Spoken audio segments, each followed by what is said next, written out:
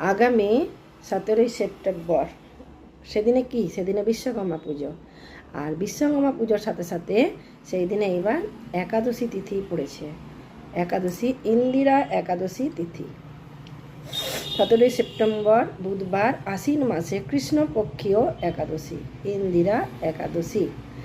এটাকে পিতৃপক্ষের একাদশীও বলা হয়, কারণ আমাদের পিতৃপক্ষ চলছে এখন, মহালয়া অবধি পিতৃপক্ষ। এই যে পূর্ণিমা গেল, ভাদ্র পূর্ণিমা, সেই পূর্ণিমার দিন থেকে এই মহালয়ার দিন অবধি, মহালয়ার দিন থেকে এই পক্ষ শুরু হবে, মহালয়ার দিন আগের অবধি পিতৃপক্ষ চলবে। হ্যাঁ, তো এই একাদশী তিথি আমরা পালন করে আমরা পিতৃপুরুষদের উদ্দেশ্যে এই একাদশীর ফল আমরা নিবেদন করতে পারি। হ্যাঁ, তাহলে আমাদের পিতৃপুরুষেরা যারা আছেন তারা বৈকুণ্ঠে গমন করতে পারেন এই একাদশীর ফলের প্রভাবে। তো পূর্বপুরুষদের এটা যে আমরা এই একাদশী করব এবং পারণের দিনে আমরা এই একাদশী ফল পূর্বপুরুষদের নিবেদন করব।